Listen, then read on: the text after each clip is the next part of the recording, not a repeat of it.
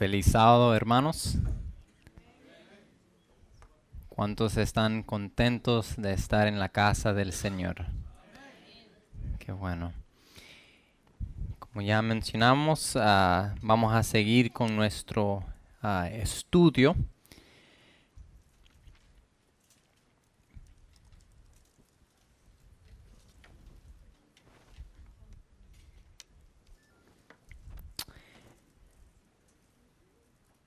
Nuestro seminario se titula Luz que brilla en las tinieblas.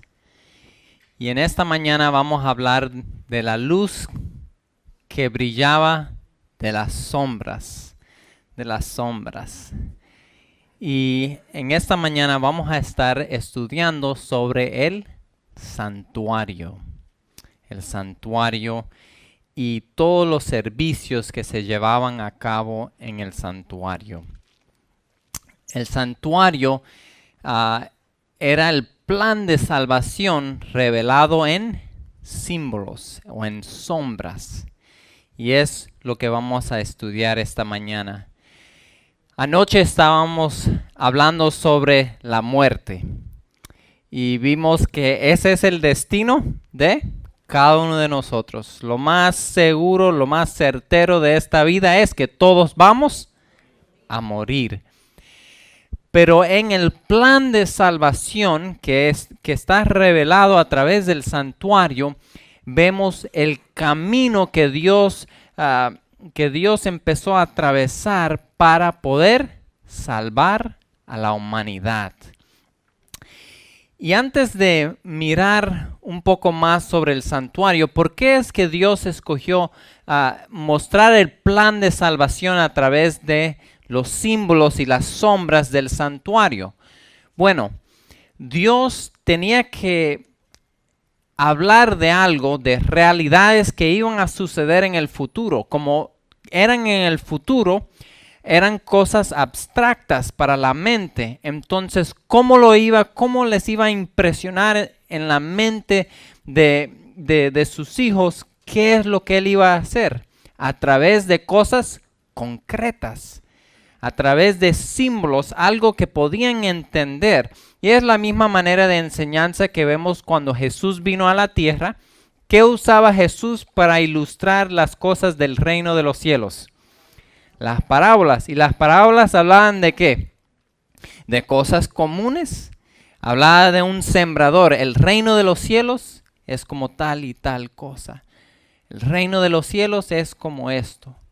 Cuando hablaba con Nicodemo acerca de la obra del Espíritu Santo, le dijo: la obra del Espíritu Santo es como el viento. No lo puedes ver, pero puedes ver su efecto.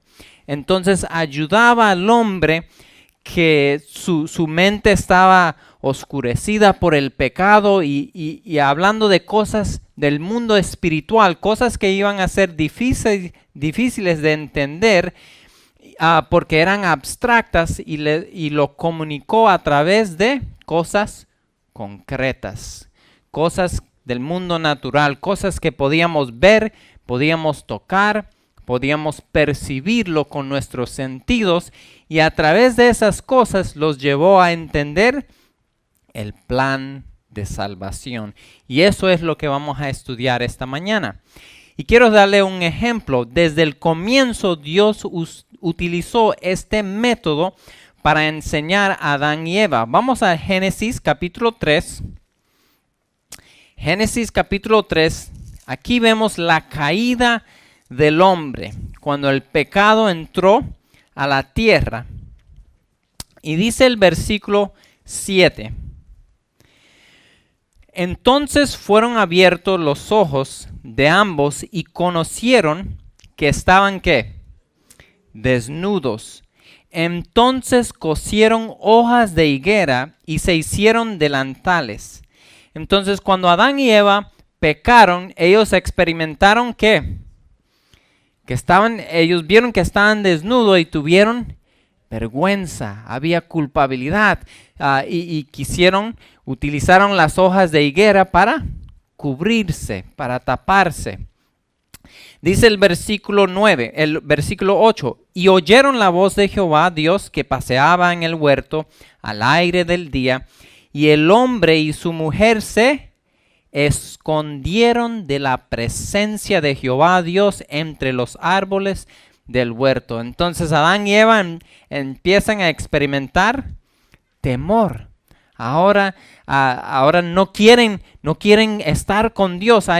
La relación con Dios se ha afectado y ellos empiezan a esconderse. Y desde el mismo comienzo el hombre se está tratando de esconder de Dios. ¿Y qué hace Dios? Dios en busca del hombre. Dice el versículo 9, mas Jehová Dios llamó al hombre y le dijo, ¿dónde estás tú? Y él respondió, oí tu voz en el huerto y tuve miedo porque estaba desnudo y me escondí. Y Dios le dijo, ¿quién te enseñó que estabas desnudos? ¿Has comido del árbol de que yo te mandé no comieses? Y tristemente, esa fue la realidad. El hombre por el pecado ahora está sintiendo culpabilidad, vergüenza, y esos sentimientos lo lleva a esconderse de Dios.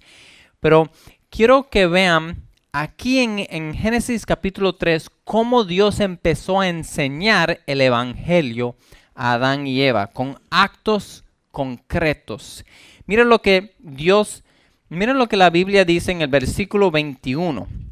Génesis 3, versículo 21. Después del pecado y después de hablarles y darles la profecía de Génesis 3:15, que ahí estaba el evangelio, dice el versículo 21, y Jehová Dios hizo al hombre y a su mujer túnicas ¿de qué?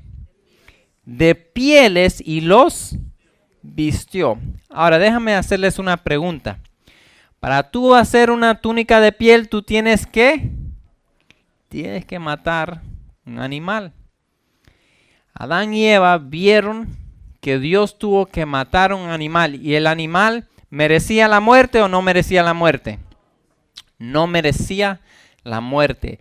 Era inocente. El animal inocente iba a morir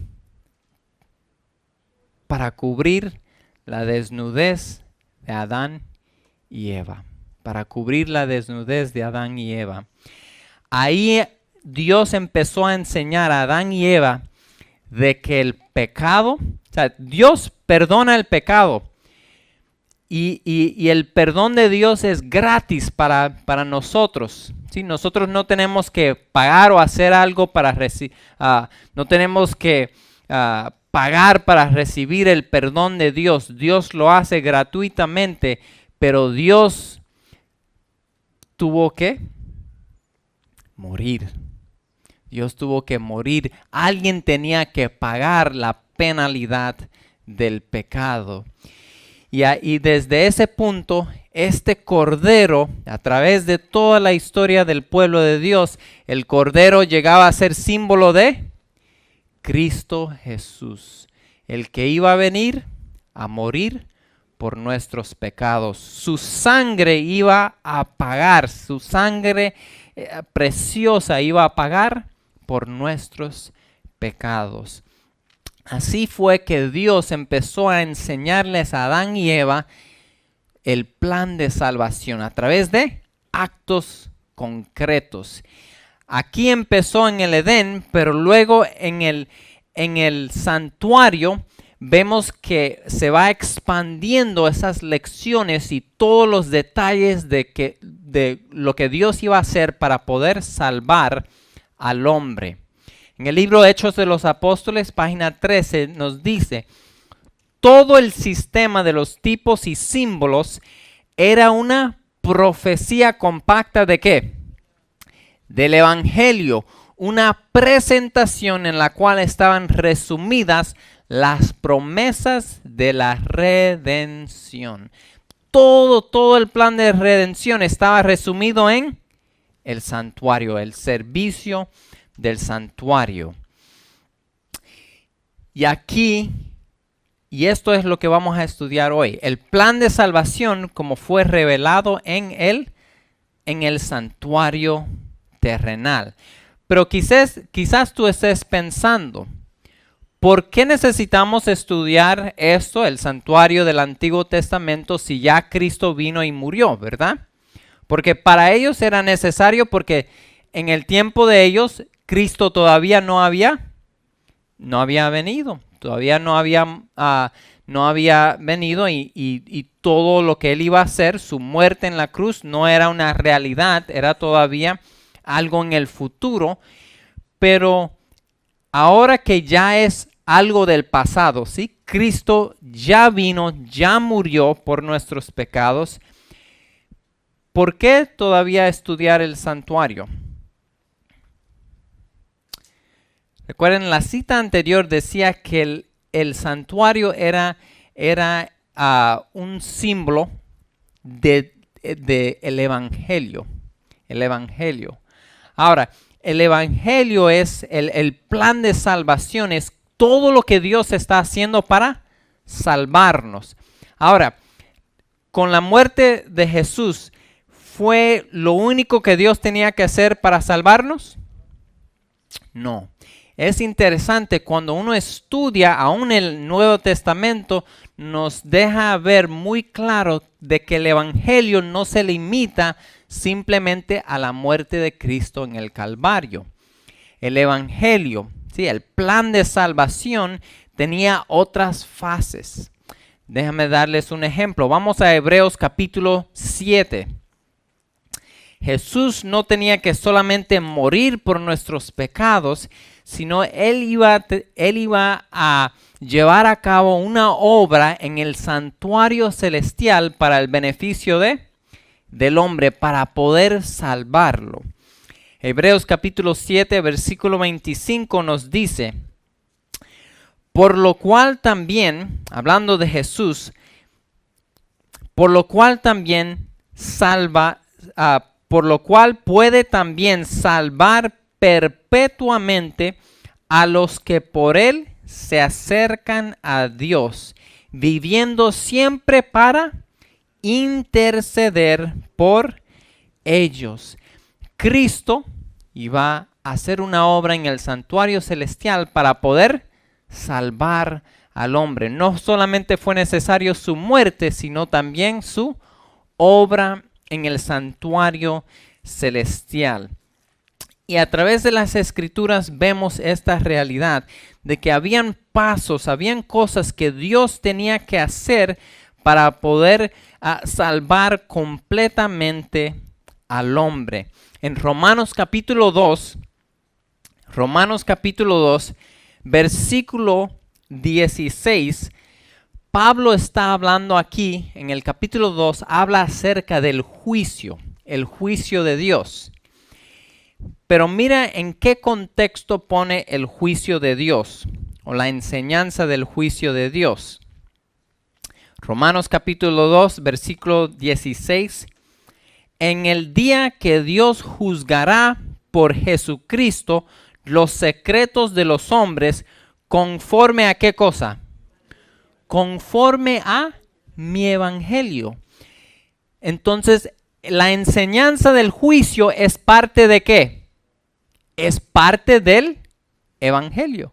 Muchas veces las personas piensan que el evangelio simplemente es la vida y la muerte y la resurrección de Cristo. Y es verdad, ese es el evangelio, pero es solamente una parte del evangelio. El evangelio también es lo que Cristo está haciendo, la intercesión de Cristo en el santuario celestial, y también el juicio final. ¿Por qué? Porque cada una de estas fases es lo que Dios hace para finalmente erradicar el pecado y traer restauración completa para el hombre. Sin estos tres pasos no hay restauración completa. Por ende, para nosotros nos beneficiamos al estudiar el santuario del Antiguo Testamento, porque allí vemos todos los pasos Ahí vemos el evangelio completo. En la vida de Cristo, en los evangelios de Mateo, Marcos, Lucas y Juan, vemos la vida, la muerte y la resurrección de Cristo. Pero en el santuario del Antiguo Testamento vemos todo lo que Dios iba a hacer para salvar al hombre.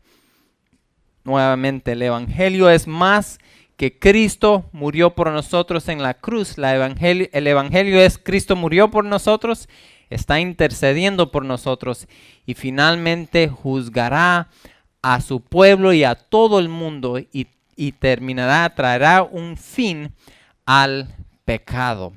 Entonces vamos a ver las tres fases del evangelio que se enseñaba en el santuario terrenal, en el tabernáculo.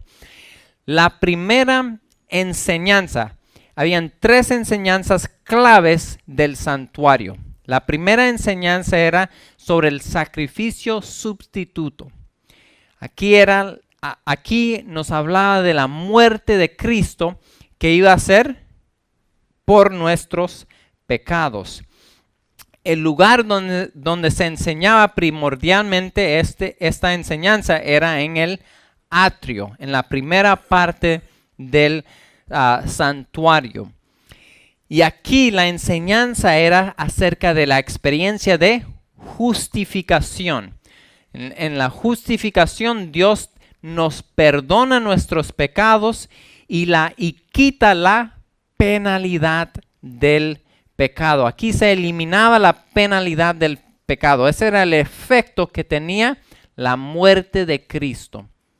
Ya tú no tienes que morir por tus pecados. Y vamos a ir a Juan capítulo 1, versículo 29. Y aquí vemos que los profetas entendían esta enseñanza de las Escrituras.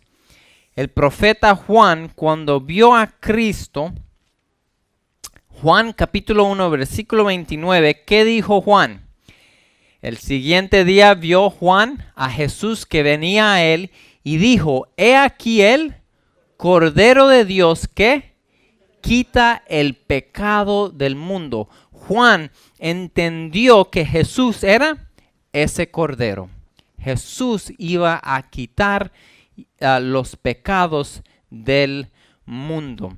En 1 Corintios capítulo 15, versículos 1 al 3, vemos la misma enseñanza. Pablo está hablando del evangelio y él dice que Cristo vivió, Cristo murió por nuestros pecados, para pagar la deuda del pecado. Porque primeramente os he enseñado lo que asimismo recibí, que Cristo murió por nuestros pecados. Entonces, esa es la enseñanza que veíamos ahí en el santuario terrenal, en el atrio, la primera parte, el sacrificio sustituto, la muerte de Cristo por nuestros pecados. En la segunda parte del santuario, el lugar santo, la enseñanza primordial era la mediación sacerdotal. En el santuario nos enseña de que el hombre no podía venir a la presencia de Dios. El hombre necesitaba, en su condición caída, el hombre necesitaba un mediador, alguien que pudiera entrar a la presencia de Dios por él, porque él era un pecador y el pecador no podía entrar a la presencia de Dios. Ya leímos Hebreos capítulo 7, versículo 25, que nos habla de Jesús y su obra como nuestro mediador, intercediendo delante de Dios por nosotros. Y esa intercesión permite que Dios nos pueda salvar. Aplica los beneficios de la cruz ya de manera individual a cada persona que lo pide, cada persona que busca a Dios y recibe el beneficio de la cruz en su vida. Nuevamente, la mediación sacerdotal se enseñaba primordialmente en el lugar santo. Y la enseñanza que encontramos en el lugar santo es la experiencia de santificación. La justificación por la fe, ahí en ese momento Dios te perdona, te lava, te limpia, te perdona por tus pecados. Pero en la experiencia de santificación es la experiencia de crecimiento espiritual. Ya Jesús te perdonó tus pecados, pero ahora tú tienes que crecer en la gracia. Primera de Tesalonicenses capítulo 4, versículo 3. Primera de Tesalonicenses 4, versículo 3. ¿Qué nos dice las Escrituras? Pues la voluntad de Dios es vuestra santificación, que os apartéis de fornicación. Dios desea que tú y yo entremos en una experiencia de santificación. Él no solamente quiere perdonar tu pecado, sino que Él quiere eliminar el poder del pecado en tu vida. Y esa es la experiencia de santificación. El efecto que tenía era eliminar el poder del pecado en el individuo. Ya sus pecados fueron perdonados. Ahora el poder del pecado quedaba quebrantado de la vida. Porque ¿de qué me vale? Vamos a decir que yo soy un borracho. Soy adicto al alcohol. ¿De qué me vale que Dios me perdone mis pecados? ¿Sí? Me perdone por ser alcohólico y por todo lo malo que he hecho bajo la influencia del alcohol, pero sigo siendo un esclavo al alcohol. ¿Sí? Dios me perdonó mis pecados, pero sigo siendo un esclavo. El Evangelio iba más allá de simplemente perdonar nuestros pecados. Era quebrantar el poder del pecado en tu vida y en mi vida, para que ya no fuéramos esclavos del pecado. Y es interesante, en el santuario vemos hay tres muebles importantes en el lugar santo. Estaba la mesa de los panes, estaba el altar del incienso y estaba el candelabro. Y cada uno de estos muebles nos daba una enseñanza de cómo podemos crecer en la experiencia de santificación.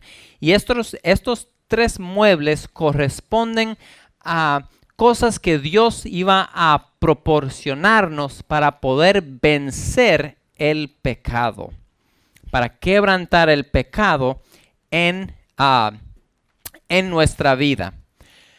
Ahora, vamos a ver otros versículos aquí. La mediación de Cristo nos provee poder para la santificación. En San Juan capítulo 17, versículo 17, recuerdan que en la Biblia el pan es un símbolo de la palabra de Dios. En Deuteronomio Moisés dijo: no solo de pan vivirá el hombre, sino de toda palabra que sale de la boca de Jehová. En San Juan capítulo 17, versículo 17, Jesús dijo: santifícalos en tu verdad, tu palabra es verdad, tu palabra es verdad. A través de la palabra, Dios iba a utilizar la palabra para poder traernos santificación, para ayudarnos en la experiencia de santificación. Por ende, nosotros necesitamos estudiar esta palabra. Si queremos experimentar santificación, necesitamos estudiarla, pidiendo al Espíritu Santo que ilumine nuestra mente y nos instruya en la verdad. En Hebreos capítulo 4, versículo 16, Hebreos 4, 16, vemos que a través de la oración, Dios también nos proporciona ayuda para vencer el pecado. Y la oración corresponde al altar del incienso. El altar de incienso era un símbolo de la oración que sube a Dios. Y es solamente a través de la obra de Cristo que nuestras oraciones pueden llegar al cielo y ser escuchadas. Por ende, Pablo nos dice en el libro de Hebreos capítulo 4 versículo 16, acerquémonos pues confiadamente al trono de la gracia para alcanzar gracia y misericordia y hallar, para alcanzar misericordia y hallar gracia para el oportuno socorro. ¿Necesitas ayuda? ¿Estás luchando contra el pecado? La oración llega a ser un medio para ponerte en contacto con la gracia de Dios, que va a ser una ayuda contra la lucha del pecado y ayudarnos en la experiencia de la santificación. El tercer mueble que encontrábamos en el lugar santo es el candelabro. Y el candelabro era una representación del Espíritu Santo. La luz de Dios, el Espíritu Santo. En Tesalonicenses, segunda de Tesalonicenses, capítulo 2, versículo 13, ¿qué nos dice la palabra de Dios aquí? Pero nosotros debemos dar siempre gracias a Dios respecto a vosotros, hermanos amados, por el Señor, de que Dios os haya escogido desde el principio para salvación. Y noten, ¿cómo es que Dios nos salva? Mediante la santificación por el Espíritu y la fe en la verdad. A través del Espíritu Santo, Dios obra en nosotros la santificación. Entonces, estos tres muebles eran un símbolo de los medios que Dios iba a utilizar para darnos santificación, para santificarnos. Y esa experiencia de santificación es la experiencia de vivir de quebrantar el poder del pecado en nuestras vidas. Ahora, pasamos a la tercera fase y la tercera enseñanza primordial del santuario. ¿Cuál era la primera? La primera era sacrificio sustituto. Y en el sacrificio sustituto, Cristo muere por nuestros pecados, ¿verdad? Y eso quebranta,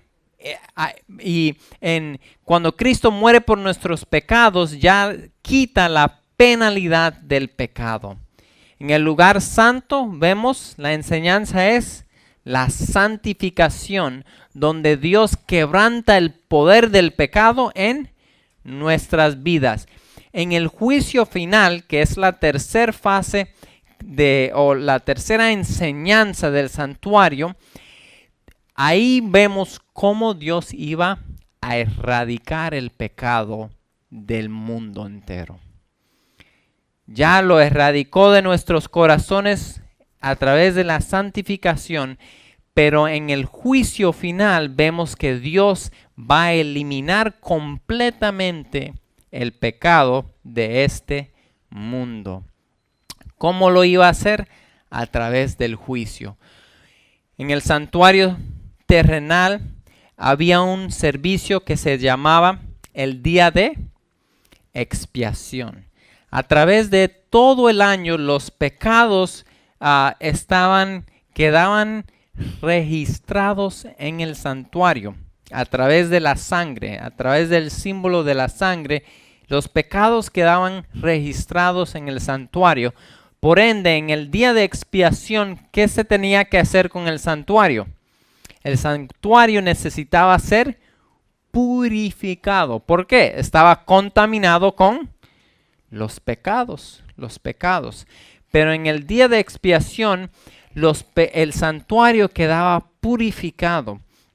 Y todos los pecados que habían sido confesados y arrepentidos, y los individuos se habían arrepentido y habían confesado sus pecados, luego los pecados se transferían del santuario a la cabeza de Azazel, que era una representación del diablo.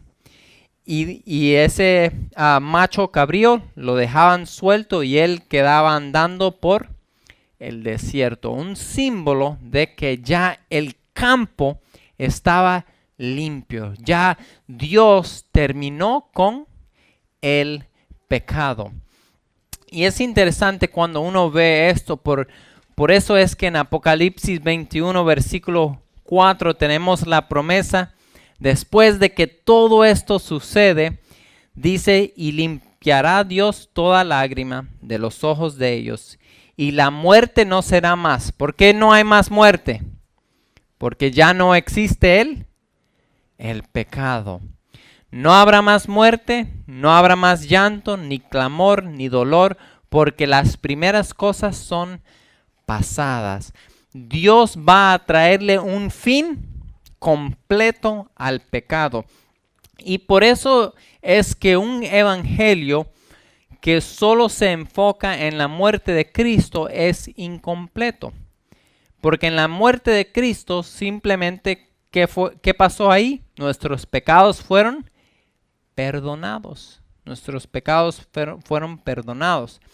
Hay muchas personas que creen que, bueno, Cristo nos perdonó nuestros pecados ahí en la cruz, pero a todos los malos y todos los perdidos y el diablo, todos ellos van a quemar en el infierno y van a quemar ahí por la eternidad. Pero si eso fuera una realidad, entonces, ¿solucionó Dios el problema del pecado o no lo solucionó? O sea, ¿llegó a una conclusión final el problema del pecado?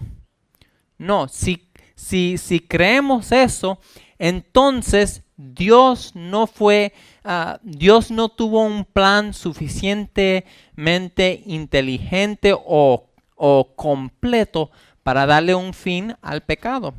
Porque el pecado, ¿dónde está? Ahí en el infierno sigue todos los malos, todos los pecadores, el diablo, todos están ahí por una eternidad. Pero nuevamente, la Biblia no enseña eso. La Biblia enseña de que Dios va a traerle un fin completo al pecado. Y eso es lo que mostraba el santuario.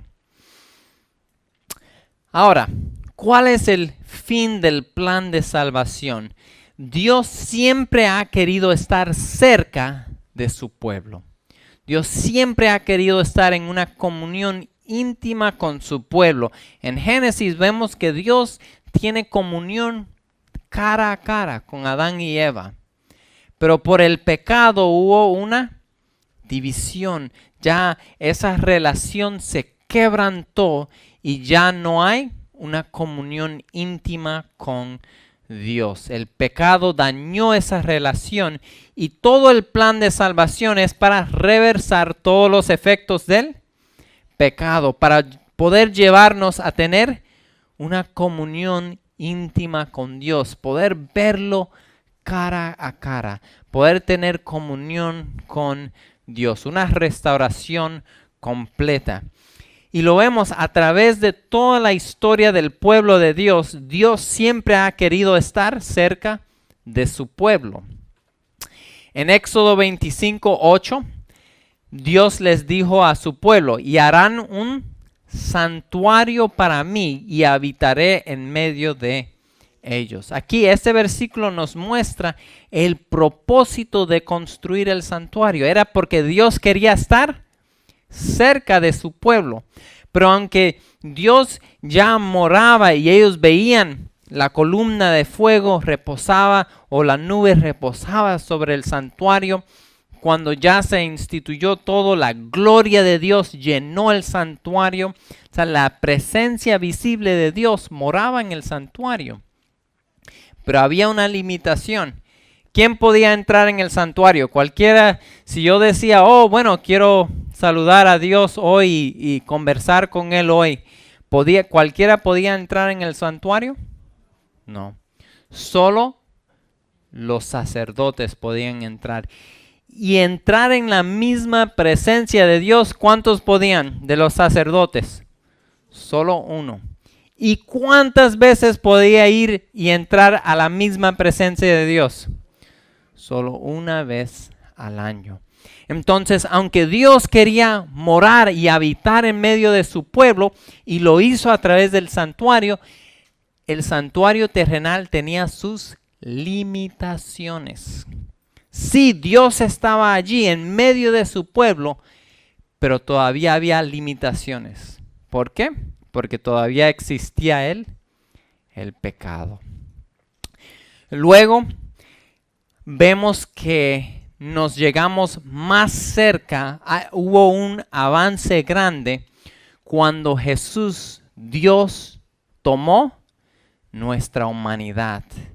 Dice Juan capítulo 1 versículo 4, y el verbo se hizo ¿qué? Carne, y habitó entre nosotros, y vimos su gloria, gloria como del unigénito del Padre, lleno de gracia y de verdad. Cuando vino Cristo a la tierra, ahí tuvimos Dios con nosotros. Por eso a José y María se les dijo, y llamará su nombre Emmanuel, que significa Dios con nosotros, Dios con nosotros. Pero había limitaciones cuando Jesús tomó nuestra carne. ¿Hubo limitaciones? Para poder verlo, tú tenías que estar ahí. Y no todos tenían acceso a Jesús. No todos vivían cerca. Entonces, ¿había limitaciones? Sí, habían limitaciones. Y luego de que Jesús se va, porque Cristo vivió en esta tierra, murió, y aunque resucitó, Jesús dijo, tengo que ir al Padre. Pero nos dejó con una promesa, y era la promesa del Espíritu Santo. Y a través del Espíritu Santo, Dios iba a morar con su pueblo. Por eso en Efesios capítulo 2, versículos 20 al 22, Pablo, hablando de esta realidad, él decía, edificaos sobre el fundamento de los apóstoles y los profetas, siendo Cristo Jesús mismo la piedra angular. En él todo el edificio bien armado se va levantando para llegar a ser un templo santo en el Señor. En él también ustedes son edificados juntamente para ser morada de ¿quién? De Dios, morada de Dios por su Espíritu. Y en Romanos capítulo 5, versículo 5, Pablo dice, porque el amor de Dios ha sido derramado en nuestros corazones por medio del Espíritu Santo que nos fue dado. Entonces, a través del Espíritu Santo, Dios mora con su pueblo. Su amor se revela a nosotros a través del Espíritu Santo morando en nosotros. Pero nuevamente, ¿hay limitaciones? Sí, ahora el Espíritu Santo podía estar en todos los lugares y a todo tiempo, ¿verdad? Cuando estaba Jesús en la tierra, solo los que estaban en la misma presencia de Él podían beneficiarse de esa comunión con Jesús. Ahora con el Espíritu Santo ya no había esa limitación, pero el Espíritu Santo, a la vez, ¿cuántos lo han visto? ¿Cuántos los pueden tocar? ¿Cuántos pueden hablar con Él audiblemente? No, todavía había limitaciones. El libro de Apocalipsis nos muestra el gran cumplimiento de Emmanuel, el gran cumplimiento de Dios con nosotros. Y esa era nuestra lectura de esta mañana. Apocalipsis 21:3 dice, entonces oí una gran voz que decía desde el trono, he aquí el tabernáculo de Dios está entre los hombres, y Él habitará entre ellos, y ellos serán su pueblo, y Dios mismo estará entre ellos. Recuerden, el santuario en Éxodo 25:8 veíamos que Dios le dice a su pueblo: constrúyeme un santuario para que yo habite entre el pueblo. Ese era el propósito de construir el santuario. Todo el santuario nos muestra los pasos que Dios está haciendo para nuevamente poder habitar con su pueblo. Apocalipsis 21, 22 al 24. Y no vi en ella, ¿qué cosa? Templo alguno. ¿Por qué no hay templo? Porque su templo es el Señor, el Todopoderoso y el Cordero. La ciudad no tiene necesidad de sol ni de luna que la ilumine, porque la gloria de Dios la ilumina y el Cordero es su lumbrera. Y las naciones andarán a su luz, y los reyes de la tierra traerán a ella su gloria. Hermanos, en el santuario vemos todo el plan de salvación, todos los pasos que Dios está haciendo para poder salvarnos, para poder eliminar el pecado de este mundo, de nuestros corazones y todos los efectos del pecado sobre el universo.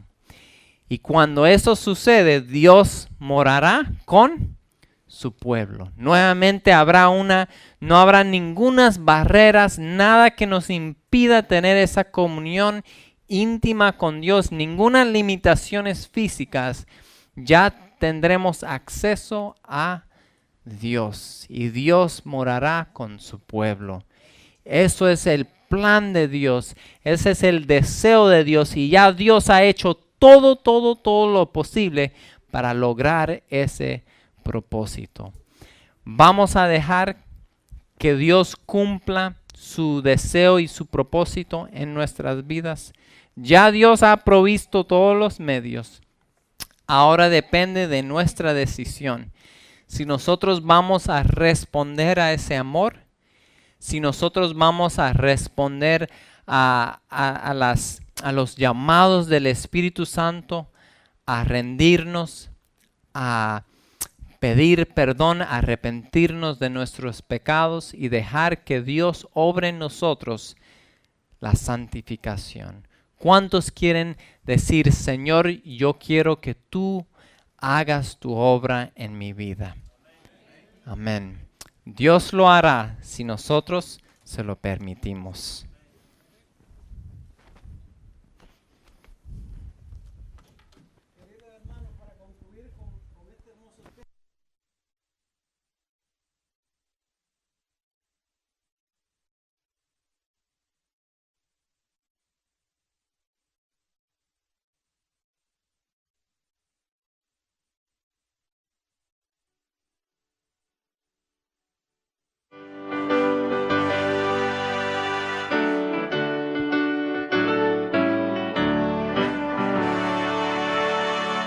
De mi amante Salvador cantaré el inmenso amor, gloriaréme en el favor de Jesús.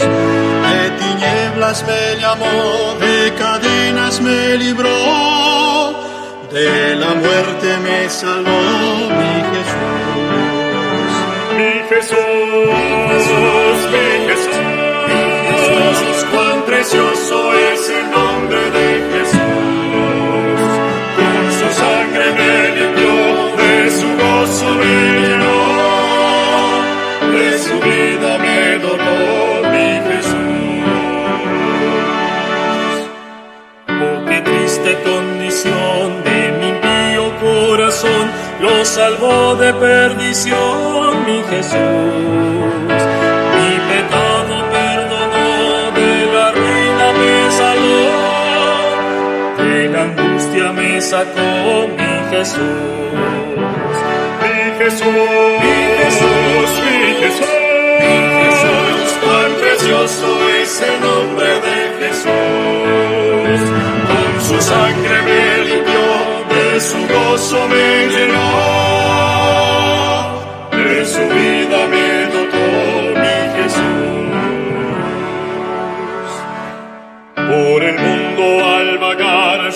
solitario sin hogar, ignoraba el amor de Jesús. Mas las lágrimas de ayer han pasado y hoy placer ya comienzo a tener en Jesús. Mi Jesús, mi Jesús, cuán precioso es el nombre de Jesús. Con su sangre me limpió, de su gozo me llenó, de su vida me dotó mi Jesús. De lo falso a la verdad, de lo impuro a santidad, ya me trajo la bondad de Jesús. Y hecho fuerte en la virtud de su perenal salud, himnos doy de gratitud a Jesús. Mi Jesús, mi Jesús, mi Jesús, mi Jesús, cuán precioso es el nombre de Jesús. Con su sangre me limpió, de su gozo me llenó, de su vida me dotó mi Jesús.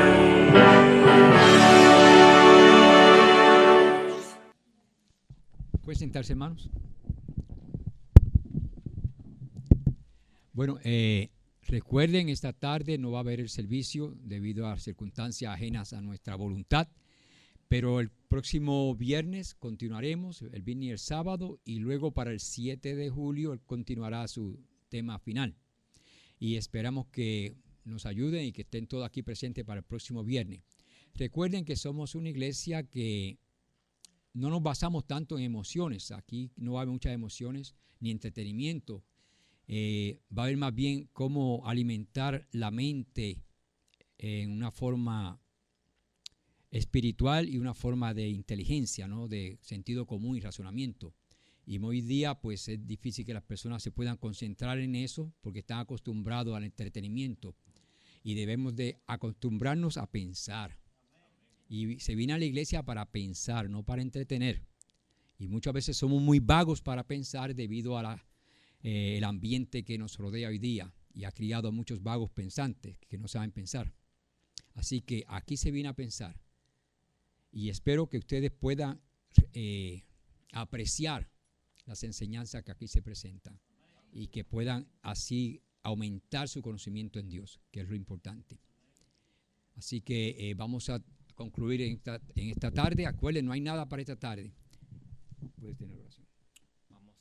Vamos a rodearnos a orar.